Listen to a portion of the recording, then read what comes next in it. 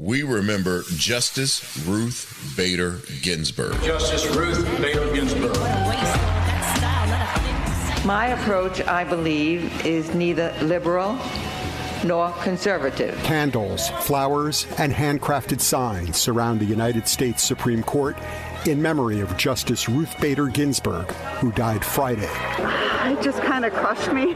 Ruth Bader Ginsburg lived a life defying expectations. This tiny, determined jurist who was standing up for the principles of equal rights, voting rights, reproductive rights, and that just exploded on the internet. The court does not comprehend or is indifferent to the insidious way in which women can be victims of pay discrimination. Strength, focus, determination. The Notorious RBG. Rest in power. Black woman. Beautiful, powerful, resilient female of African descent with skin kissed by the sun. Conversation. A talk, especially an informal one, between two or more people in which news and ideas are exchanged. We love being Black women. Black women are ambitious. Black women are confident. Black women are diligent. We are tenacious. We walk out of our houses put together. We are many shades and personalities of fabulous. But we as Black women don't talk about our dilemmas, current events, and what's going on every day that affects us. So we created this podcast as a way to laugh together, cry together, and have an open conversation about life as Black women. Oh, that's deep. Black Women Conversations.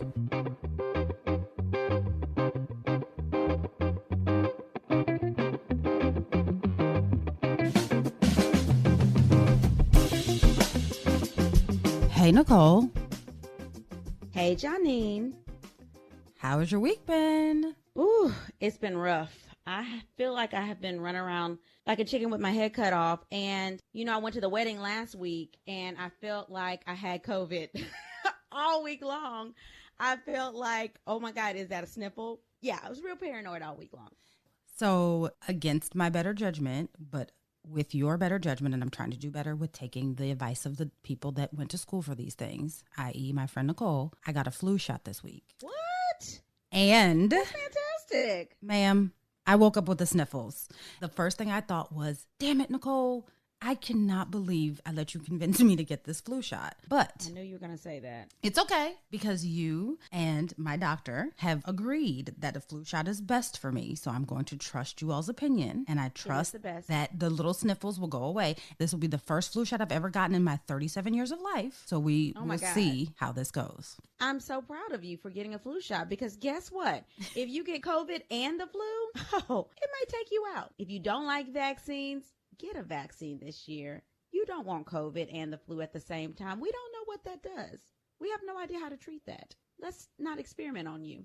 So it's good that you got a flu shot. But guess what else I got? And this is a little out of character for me, so I'm going to show it to you. I will post this also on our social media. I got nails that represent the colors of our podcast, because I couldn't decide what I wanted it to look like. So I was like, why don't I just paint them the color of our podcast? So now I have fun nails. I don't know how long this is going to last, because, Nicole, you know that I'm a big proponent of having neutral nails just in case there's a surprise job interview. And while that sounds crazy, we still live in a time where neutral nails just go over better, right? So I'm a big fan of neutral nails. But hey, I'm stuck inside. It's COVID. I'm not going for any job interviews. If I do go for a job interview, I can do it just like I'm talking to you. No one has to see what color nail polish I have on. So I was like, hey, why not? I'll have fun. And now I got podcast nails. Look at you. Well, I love them. I got color. And I usually don't wear color. Let me see. We're not supposed to wear color at work. Yes. My signature white. I went back to white because I like white. I feel like white goes with everything. And since we can't wear white after Labor Day, that's what people said on the That's what they told us. Social media. No white after Labor Day. That's still a thing. So I decided to go with white nails. Make it pop against black. I am so here for that. And here's the thing. Break the rules. It's 2020. Every other rule has been broken. So I am sure that they will email us and tell us about how we are disrespecting the fashion gods or whatever, but we'll be fine. I'm making my own rules. I won't wear white shoes. So white shoes I will not wear. I'm a Southern girl. My toes will pop with white polish. I'm so here for it. So what's on your timeline? On Friday, we lost Justice Ruth Bader Ginsburg. Joan Ruth Bader was born in Brooklyn, New York, to Celia and Nathan Bader on March 15th, 1933. Her mother, Celia, was extremely involved in her daughter's education, mainly because she was super smart herself and graduated high school when she was 15. But unfortunately, at that time, her family could only afford to send one of the siblings to college. So they sent her brother to college as opposed to sending her to college. Ruth attended James Madison High School, where she graduated at the top of her class. Unfortunately, she was unable to give her valedictorian speech because the day before her high school graduation, her mother died of cancer.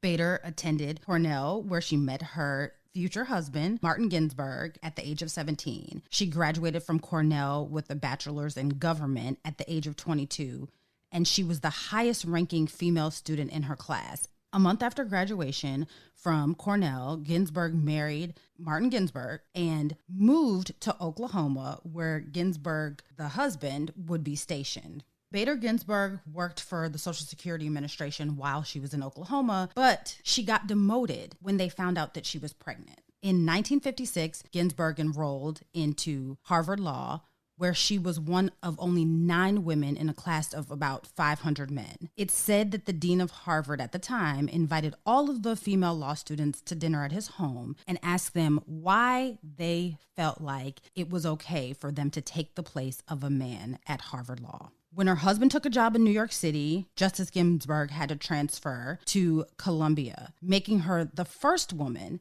to be a part of 2 major law reviews.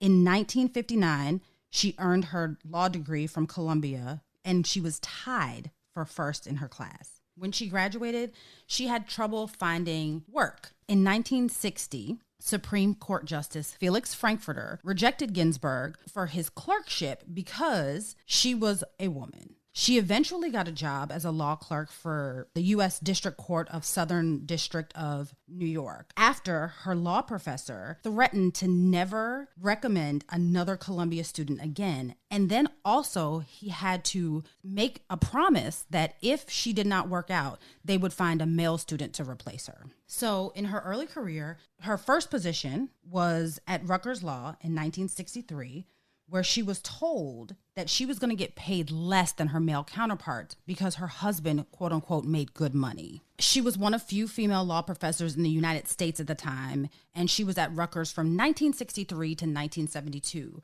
But she did not actually receive tenure until 1969.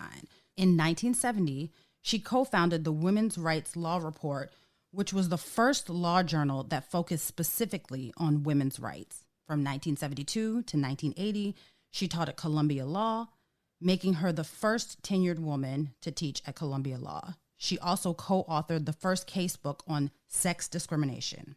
In 1972, Ginsburg co-founded the Women's Rights Project at the ACLU. She argued 6 gender discrimination cases before the Supreme Court between 1973 and 1976, and of those, she won 5. Justice Ginsburg was very strategic with her pursuit to end gender discrimination. She carefully selected the plaintiffs, even sometimes selecting male plaintiffs, so that she could demonstrate that gender discrimination was not just harmful to women, but it was harmful to everyone.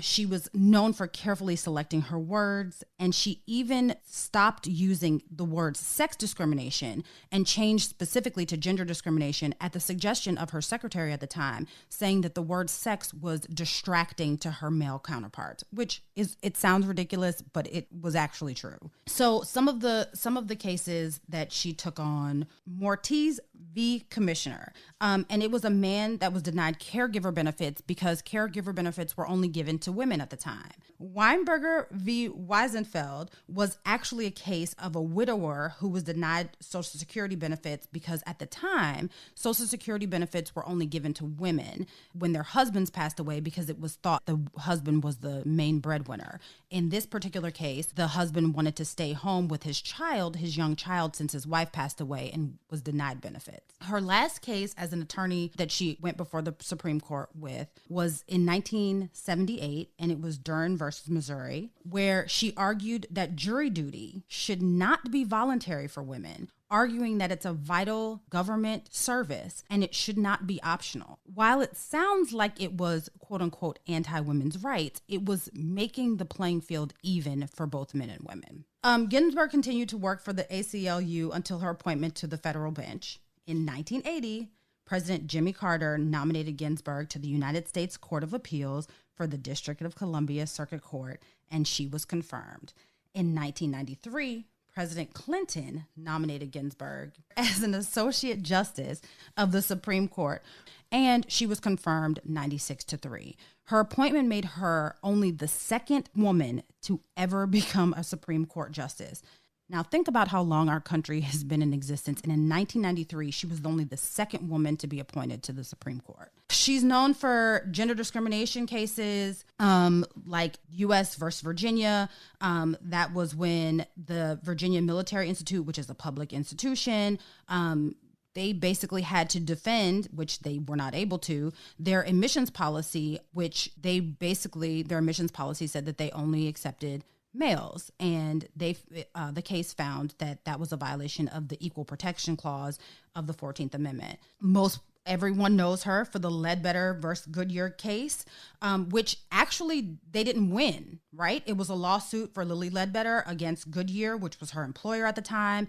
They filed the lawsuit because she found out that she was paid significantly less than her male counterparts, and they actually did not win because of statute of limitations. They said that she only had 180 days from the time that she received her paycheck to make a complaint.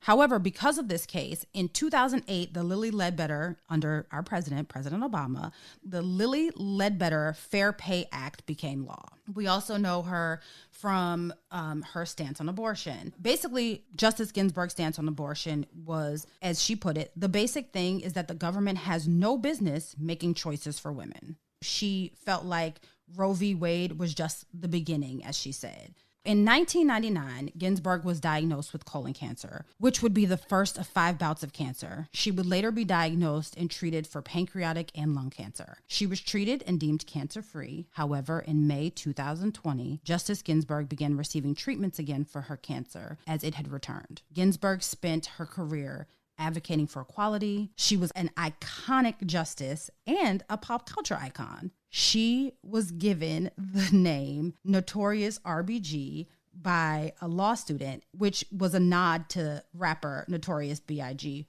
who they were both from Brooklyn. Days before her death, Justice Ginsburg told her granddaughter, "My most fervent wish is that I will not be replaced until a new president is installed." She has done such amazing work for our country and for women's rights. Hopefully, Justice Ginsburg is honored from the top down, and honoring her will be obviously honoring her wishes. And I don't think that people understand the gravity of her death, right? Like, I don't think that people get it. And listening to you talk about her, one made me think that why don't they just hand out books at the funeral of her biography? Because I don't think anybody could do it justice. Like, there's so much that she's done that, you know, even listening to you, Janine, you were like, I don't want to stop yet because this is not the good part yet. Right. There's so much stuff I have to say already. So I just feel like they should probably just hand out biographies of her life at the funeral for her obituary. But one thing that did stand out is, as you were speaking and as she was so strategic, why do we always have to be 1,000 times better, right? Like, why do we have to be like 1,000 times better? Like, she wasn't just like, I'm on law review and I'm a professor. No, like, I am a professor and I've been full professor for all these years before I get tenure. And I've won all of these cases before I get recognized. And I'm going to be a boss, so much of a boss that somebody's going to recognize me at the federal level. Like, I can't just go home and raise my kids. Like, I'm going to be so prominent that Jimmy Carter is going to then appoint me to the federal level, which I love Jimmy Carter. He should have gotten 2 terms, but I'm not going to go there today. And then Bill Clinton finally got some sense, but we all know that Hillary Clinton has been president before. Correct. Hillary Clinton was president. Okay. And so she was a boss enough to recognize, hey, Ginsburg should be the Supreme Court justice appointee. And Bill was smart enough to listen to her. So that is amazing. But even as we converse and even the things that we know, I still think that we needed a little bit more knowledge on the podcast today. We have 2 special guests with us today. I called a friend who's amazing, who also called a friend who is extra amazing as well. And we have them on the podcast this morning. So I would like to introduce attorney Sacia Fowler.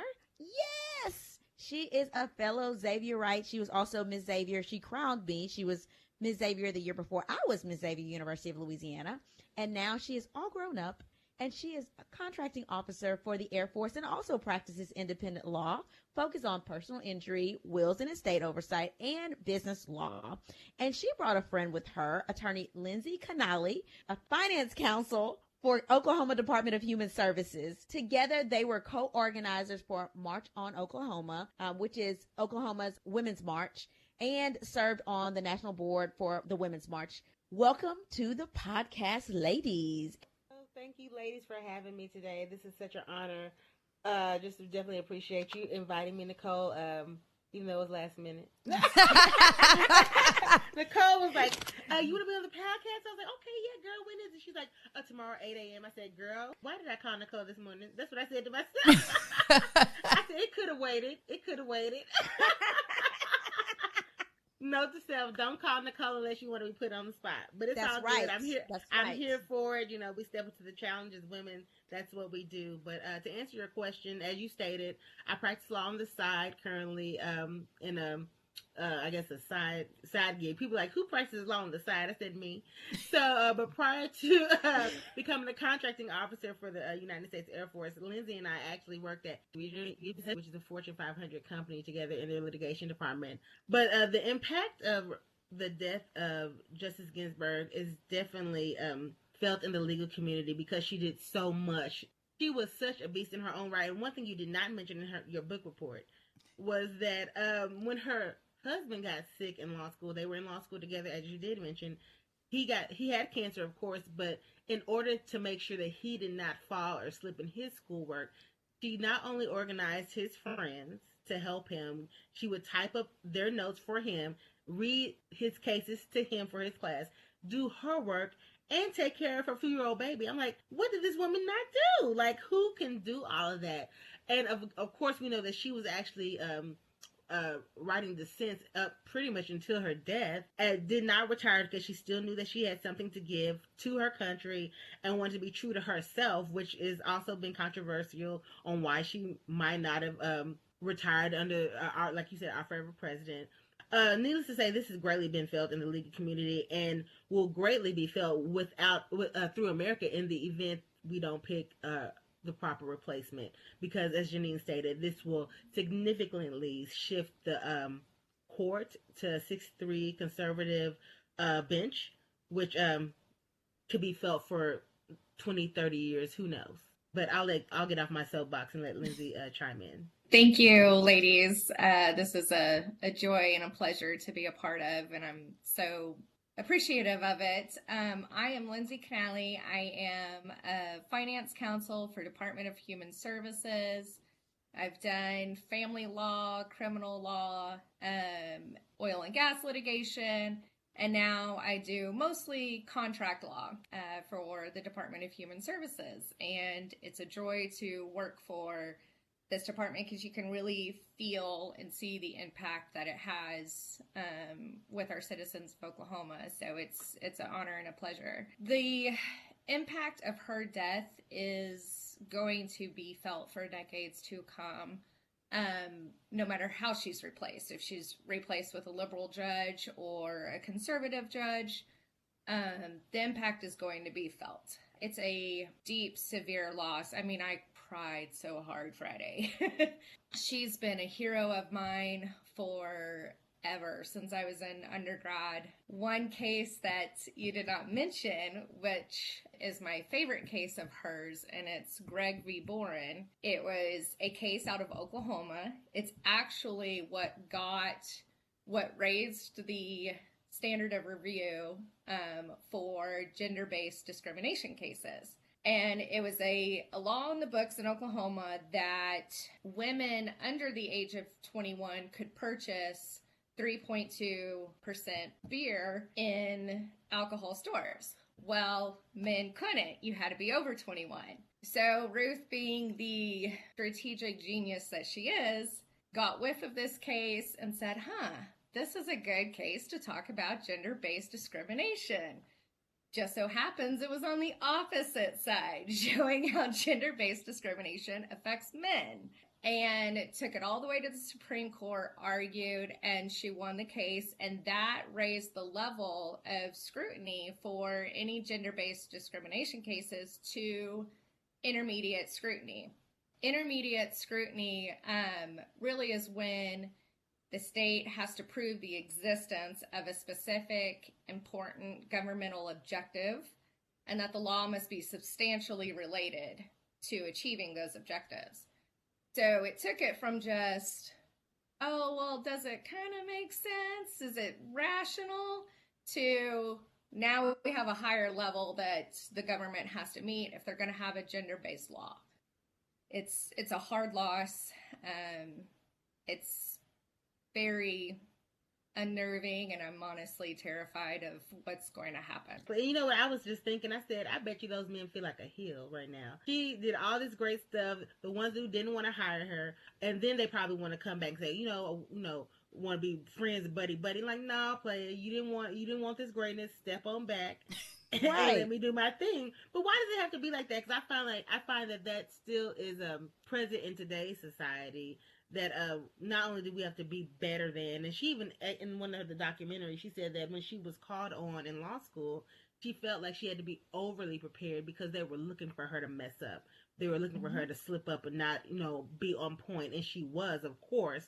But why should she have to feel that she has to do all the more? And even I feel as though as Black women in the workplace, we always feel like we need to, of course, be overly prepared, come with the most innovative ideas, volunteer for the work, just because we need to prove ourselves, especially when we are in circles where we're the only one against our counterparts. So it just still happens to this day. It's definitely not something that is far from the truth of today's society.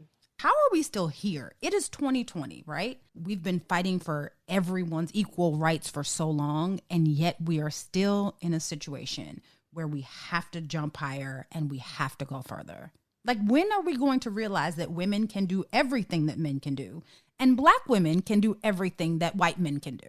When Black women are in charge of everything. Everything. So let's talk through some scenarios that have affected Black women. Obviously it'll be conversational, but we want your professional opinions. Lindsey, as an ally, we are glad to have you. We want your opinion as well. So this story is not unique, but it's problematic nonetheless. Let's call this person Marie for privacy. So Marie is a 42-year-old Black woman who works for a Fortune 500 company in the marketing department. She's been with the company for 12 years and now makes $74,000 a year. She has helped the company land major partnerships for which she has been promoted, quote unquote promoted. However, her pay doesn't reflect these so-called promotions. Her starting salary was $69,000 12 years ago. She was previously making $79,000, but recently took a cut. She thinks the cut was due to the pandemic, but feels unsure due to the timing. So her boss made a pass at her at a company New Year's party and threatened to fire her after his advances were turned down. She didn't report it because she, quote, needed her job, end quote. In March, her pay was cut, and she was told it was due to the pandemic. She found out from one of her Caucasian coworkers, who's also a woman. They were having casual conversation. She found out that this coworker made $96,000 and didn't take a pay cut, and had only been with the company for 8 years. What are your thoughts on that, and what should she do? That scenario is, as far as what should she do, and I'm just going to come from a Black woman's perspective, it's hard because I'm assuming, I don't know if you mentioned this, but I'm assuming she's in a male-dominated, maybe primarily white working environment. There's so many things you have to think about when going to your superiors, still needing your job, especially in this COVID-19 environment. She still needs her job, one. Two, is there any other backlash that can come from all of this? You already mentioned her boss was acting crazy at the party, threatening firing. Of course, she can always make a grievance, but although they say those things are anonymous, sometimes those things sneak out. It never is really anonymous. So she has to come to grips within herself. Does she want to fight this thing and see if there's a legal action that needs to take place, knowing good and well she might be losing her job?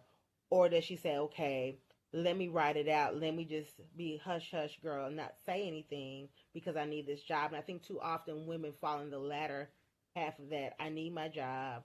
I need to support my family.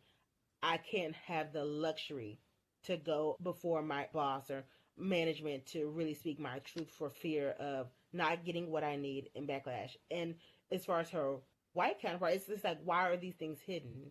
Of course, we naturally don't talk about salary. It shouldn't take a hidden conversation to bring up these inequalities within the workplace, but it happens. And this is definitely a tough situation or a tough decision that she's going to have to make because it can go either way. It can go good or it can go extremely bad. She has to be ready for the consequences of both. Yeah, I will echo and piggyback on Sacia there. One of the first things I would say she needs to do is contact an attorney in her state and talk with them, see the best road to go down. The really great thing, well, the Lilly Ledbetter Act that you mentioned protects us in the way that it took away that 180-day rule. And so you have unlimited sort of time, not unlimited, but you have no more of you can go longer than 180 days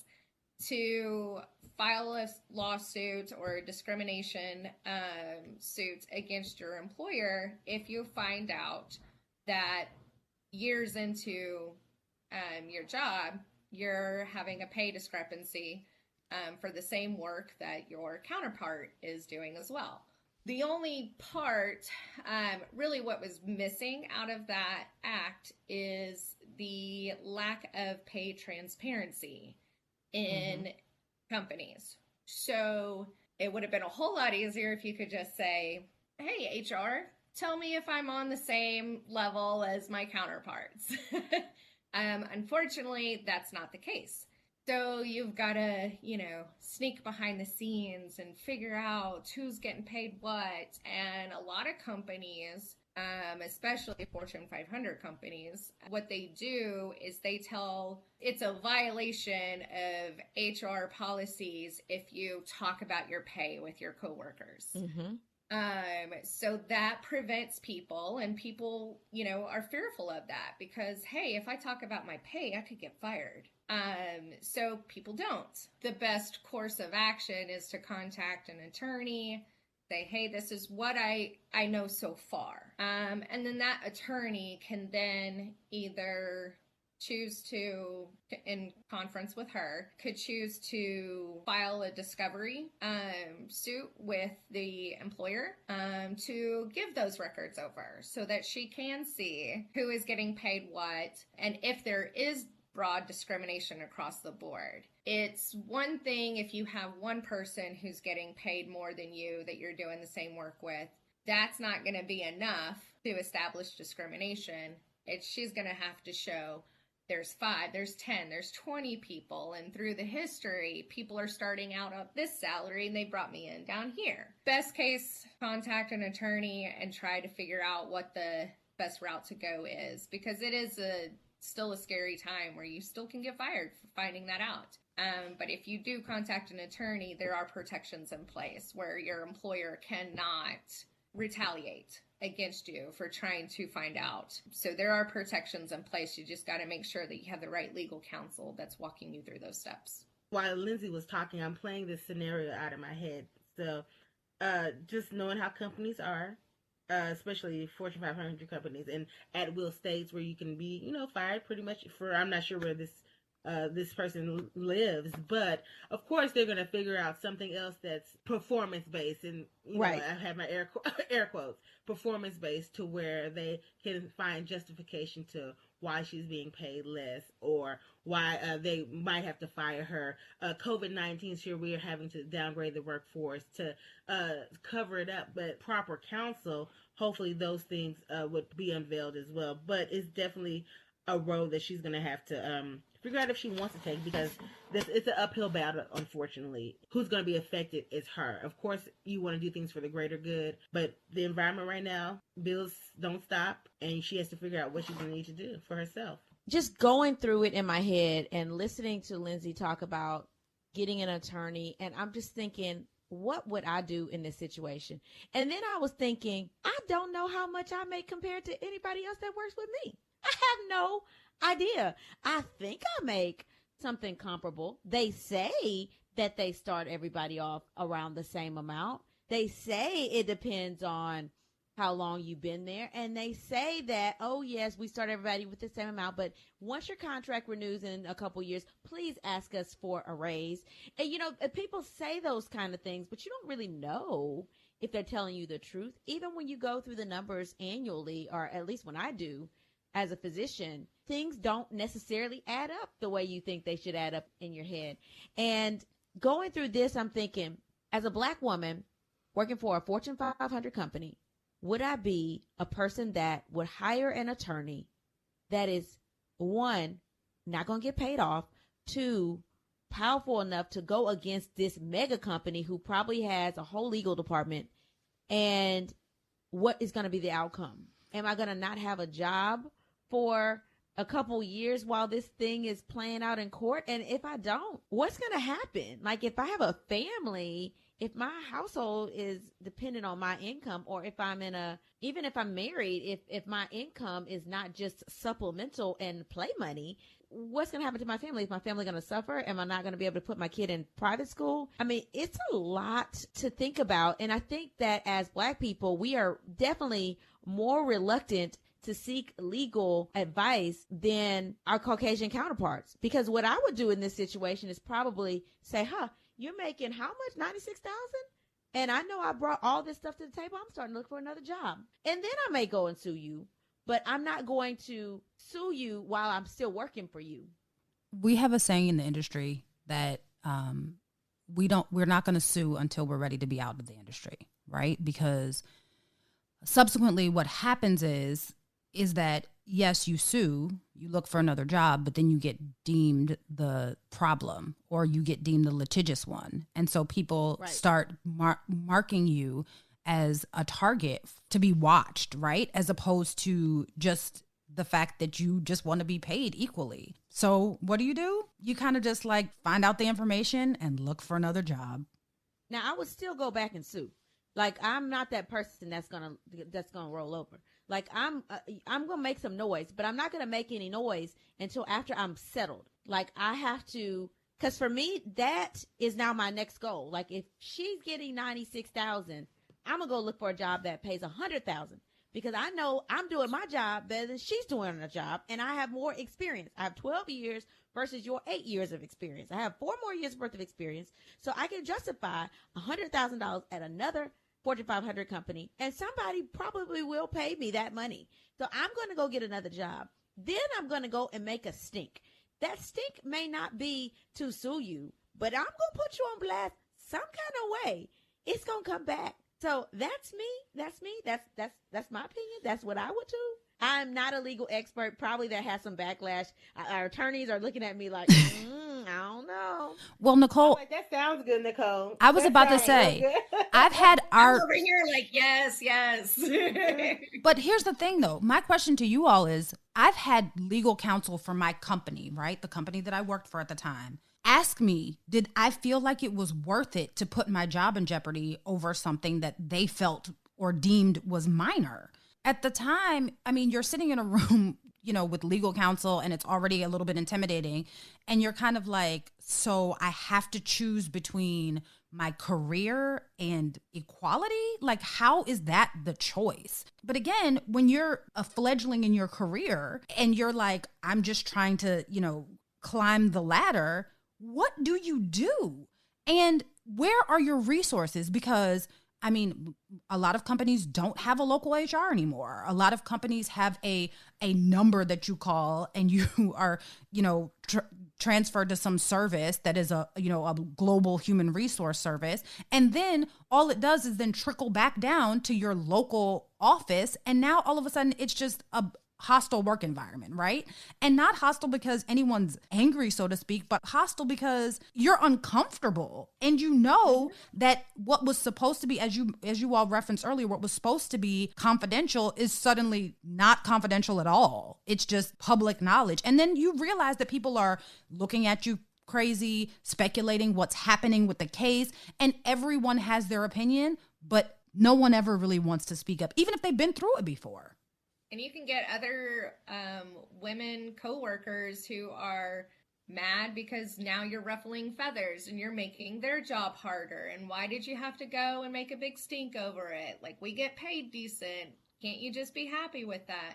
No, absolutely not. It's not fair. And unfortunately, we live in a United States that puts business interests over the employees' interests. And until we can change that and shift that dynamic and put more power into the employees' hands, like being able to form unions. We live in a state, Sacia and I live in a state where unions are very discouraged. It's very hard to form a union in Oklahoma.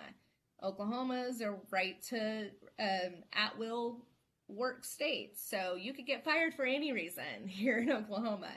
So it's especially, all that compounding barriers to getting things on a even playing field. You've got to deal with misogyny. You've got to deal with racism. It's one thing to be a white woman navigating this stuff, but it's another thing to be a Black woman navigating it because you've got additional barriers that I don't have. And it complicates things, and it's not fair. It's extremely unfair. Unfortunately, we just don't have a lot. Still to this day, in 2020, it's not that much different than the 1970s. We just have a little bit extra, like appeasement from lawmakers versus actual teeth. They give you what they think you deserve in order for you to be quiet. They're like, okay, we're going to give you this. Not necessarily what you requested, not necessarily what is fair or equal, but look, we're going to give you this. I need you to be quiet, shut up, thank you, go on about your day. What is it going to take to, like Lindsey said, get teeth? I'm not sure, and I don't know if a new justice on the Supreme Court is going to do it. Definitely, I think it takes companies one by one implementing real change instead of just having diversity and inclusion trainings, instead of just having a virtual training that you can do for bias or unbiased. It's going to take top level management for companies, small businesses and up to really say, okay, how can we be intentional on supporting equality across the board, whether it's in pay, whether it's in how we treat our diverse employees and giving them the same workload as their counterparts to let them shine. There's just different layers that is going to have to take place before there's any type of true equality. And I think it's going to have to start business by business. More Oh That's Deep, Black Women Conversations, right after this. Move, the first podcast magazine for women. Each week, join your host, Nikki Woods, for a journey of all things important to women. Finances. David, tell me about the 4 financial languages and how we figure out which language we speak. I learned that there were 4 dominant financial languages. There's saving, spending, investing, and giving. And even though we may be fiscally bilingual and we speak different languages, we usually have a dominant financial language. For example, my dominant financial language is spending. And I tell people, don't judge me. That's just who I am. Relationships. I had about 8 first dates, and I tanked every single one of them. So I had to learn the hard way, and as I was learning about it, I was writing about it, and then I started the book, and then I started the website, and then all the other things followed. Entertainment. So the biggest story since last Friday has been Cardi B and Megan Thee Stallion, because they dropped their WAP single. Do you have any thoughts on it? I have no thoughts on it whatsoever. No. Food, travel, and family. Nikki takes you through them all in a fast, fun, entertaining way. Welcome to Move, a podcast magazine for women. We are here for women busy with work, kids, a business, whatever keeps you moving, and we are going to keep you informed. Move, the podcast magazine for women, is available on Apple Podcasts. Join the movement. Download and subscribe today to Move, the podcast magazine for women. I just want to also share experience that Lindsey and I share together working at a Fortune 500 company regarding pay. It's funny that you mentioned this story, Nicole, because it's so similar to ours. Lindsey and I both worked in the litigation department for a Fortune 500 company, and we were, of course, doing what we do because we've been friends. We've known each other. Lindsey and I have known each other since middle school, but we really started becoming friends in high school. So we've known each other 20 plus years easily. And so, of course, we discussed salary, and we found out we were pretty much comparable, she and I might have made a little bit more, but that's because I had been with the company longer than she had. And we came from different departments into the litigation department. But we had a friend who was a white guy who was our counterpart, and we would have candid conversations with him all the time. And the topic of salary came up, and we found out that he made, I don't know if I think it was about $5,000 to $10,000 more than we did starting. And we were like, wait a minute, wait a daggone minute. Mm-hmm. And so we were wondering what everyone else, what the other guys are making, but of course we couldn't go ask him, so he did. And came back with the same information that we were getting paid substantially less than they were. And I was like, oh, I'd be daggone. So me and Lindsey started talking. The men who came on after us. Yes. Also started after us. Yes. Started at higher salaries. I forgot about that. Exactly. Yeah. So we had already been with the company and knew legal lingo, knew how the company worked, and they came in from the street, just fresh. Like let's start. Okay. So me and Lindsey were like, okay, how are we going to tackle this? What are we going to do? And so I was like, girl, I'm scared. I don't know if I had just kind of started in the litigation department. So I was like, I don't know I don't want to say anything, or I want to say anything, but I don't know how to say anything. I said, you should say it. And so we came to the conclusion that Lindsey, and it's pretty much because she's white, I had already had issues with the company saying some crazy stuff to me before, and I'll just give you the scenario. One time, one of the assistants was like, "Leave the help alone." I'm a full-fledged attorney, and I was called the help at work. Yeah, in my office. Girl, yeah, it was. And the lady was like, "Oh, I didn't know." She was, older white lady. She was like, I didn't mean any harm.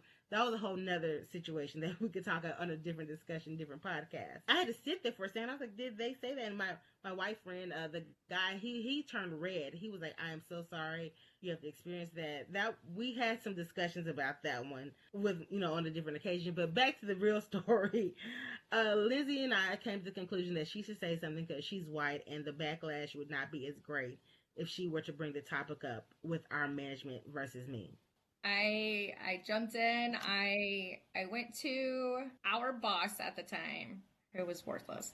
He basically gave me the whole runaround of, well, the coworkers, the men, who were paid, I think it was around $8,000 more than us starting out in that department. I got told, well, it was because they came from the land department and were landmen beforehand. So their salary didn't jump as far as ours did coming from a different division. They moved over, got maybe a $2,000 or $3,000 bump in pay, whereas Sacia and I came from a different division, and when we moved over, we had about a $5,000 to $10,000 jump.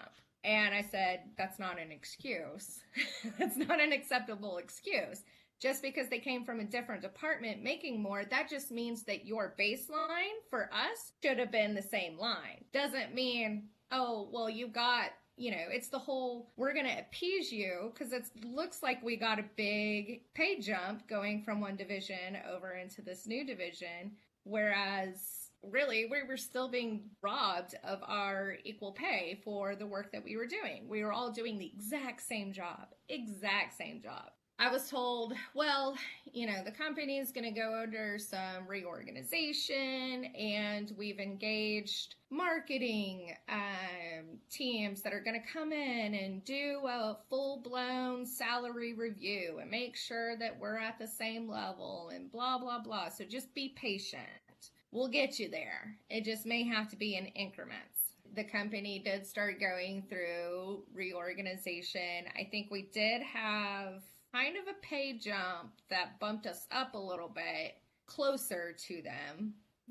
Still not at the same level, bumped us up closer.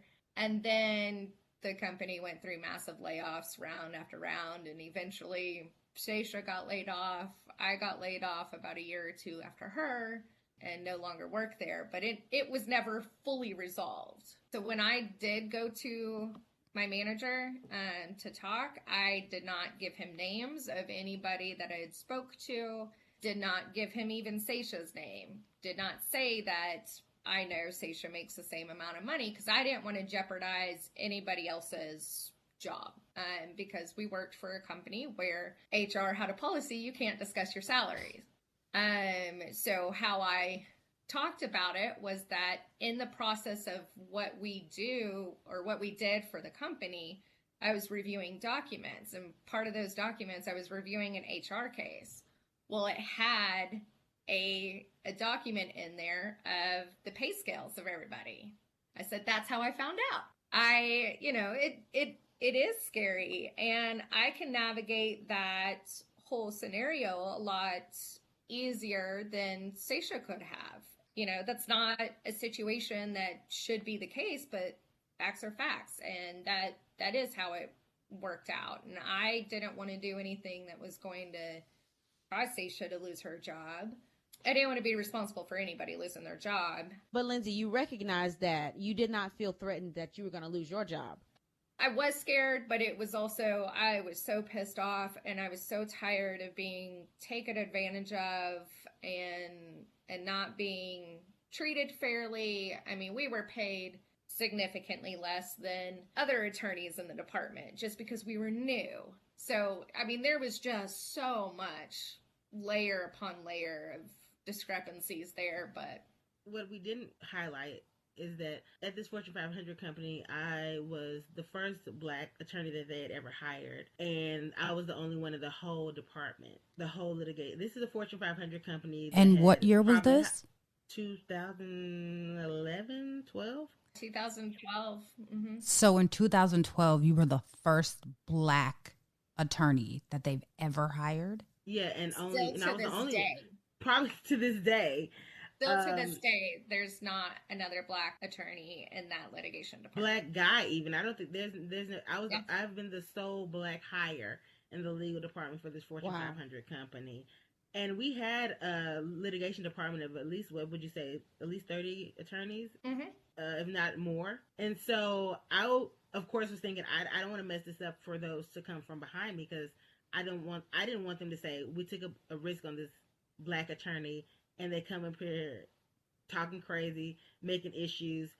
I wanted to try to keep the trend going. So when Lindsey and I were talking, I said, I don't think that I can hold the mantle up for the potential backlash, shall we say, that could come from me saying something. Because I was scared. I was like, I don't want to say anything, just because the ramifications would be too great. And this industry, people talk. It's an industry to where it's not going to be that easy to go to the other Fortune 500 company or even the small businesses. It's like, okay, that's the troublemaker. Okay, even though, and I'm just now starting out in this industry, the consequences were too great for me at that time. And like I said, to this day, they haven't hired any other Black attorneys. And it's crazy because they're a multi-billion-dollar company. And that's with a B. Ooh, it's I think when you are the token Black person, especially if you're the token Black woman, it's almost as if you're not working for yourself. It's almost like you're sacrificing for everybody else to come. And because I know I've been a token. We all have. I'm sure Janine's been a token too. and Lindsey, I'm sure you've been a token woman before. When we've been the token, it's like you don't want to mess this up because you at least got to get a couple more in the door. And if you screw this up and you ruffle too many feathers, then they're going to judge every other Black woman that comes after like they judge you, because they're like, oh, this person's going to cause trouble. We don't want anybody that's going to cause trouble. We want somebody that's going to stay in their place. So it is a struggle to be, quote unquote, woke and employed at the same time. Extremely hard to do both of those things. So I get it. And I don't judge anybody from, based on whether you stood up and you got an attorney and you made a complaint, which is great, or whether you're like, you know what, I'm going to take one for the team and I'm going to hush because I feel like I'm the only person and I want to wait until I get some more people in the door. I don't think that anybody would judge either route. I think that both routes are actually pretty admirable when you think about the reasoning behind the choices that we make and the environment, because I'm not in the legal environment. I don't know what that feels like. I'm pretty sure that is much more of a male-dominated field than medicine. And medicine was male-dominated, and it still is, but now medical school classes are 51% female. So it's changing now. So all of our newer doctors are women. So, or half of them are women and not just men. I know that still is not the case for law. That's still very, very different. So yeah, I can see how that's definitely a struggle. Circling back to Ruth Bader Ginsburg, her granddaughter, when she went to Harvard Law, it was the first class where there was 50-50 women, male students, and that was in the late 20-teens. I think around 2015, maybe 2014, but that was the first time in Harvard Law's history that it was 50-50. So yeah, I mean, the legal field is still very heavily male-dominated.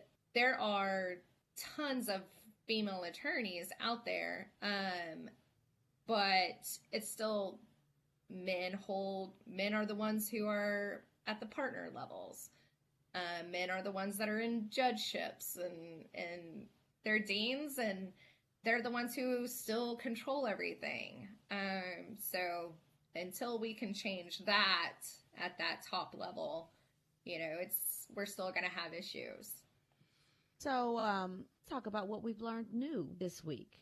Okay, so I knew that the size of the Supreme Court is actually determined by Congress and not the Constitution. Why that's important? Should we vote, which we will, because everyone that is listening to this knows that they need to vote. But should we vote and vote correctly, the Democrats then take over the White House, it is possible for them to add justices and counterbalance the last two, and I'm going to say two because we know that this president is going to try to push through the confirmation of another justice before he leaves the office. So to counterbalance the last two confirmations, even if they do confirm another justice before this next election, or even after during the lame duck period, we can still counterbalance that. So not all hope is lost. That's a great learn something new. So what I learned new this week, one, I have to retract a statement from last week. So last week I talked about how we all should register to vote because you can't just show up at the polls and just vote. You need to register first. Well, that's not really true across the nation. That's true in the state of Texas. You have to register to vote. And it's true in the state of Louisiana and all the other states that I've lived in. But there are about 22 states that either have conditional registrations or same-day registrations. So there's a lot of states that you can have either same-day registration or a conditional registration. Now, I don't know what conditional means. I have no idea what that means. So for me, I'm still firm on that.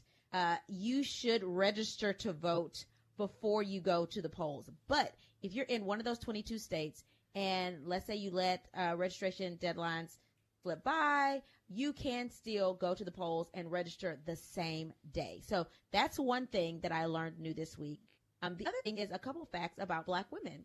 So according to the National Women's Law Center, they stated that almost all social injustice movements were and are carried on the backs of Black women. Black women enroll in college at much higher rates than men, including white men. Black women-owned businesses grew by 600% from 1997 to 2017 compared to 39% of white women and 114% of women-owned businesses overall. According to Fortune magazine, Black women voted at 6 percentage points above national average, and 84% told their family members to vote. Only 21% of C-suite leaders are women, and only 1% are Black women. And that is according to leanin.org. Wow. In 2020, those are the statistics. Justice Ginsburg has put a lot of this on her back and paved the way for us. We just have to continue this work. Well, attorneys Sacia Fowler and Lindsey Kanaly, thank you guys. We really appreciate it. We have learned so much. Continue to advocate for women and Black women every day, and keep up the good fight and keep up the good work.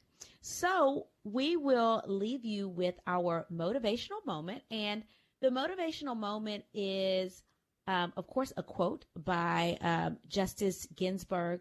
And it's one of my favorite quotes by her. And it's, "My mother told me to be a lady.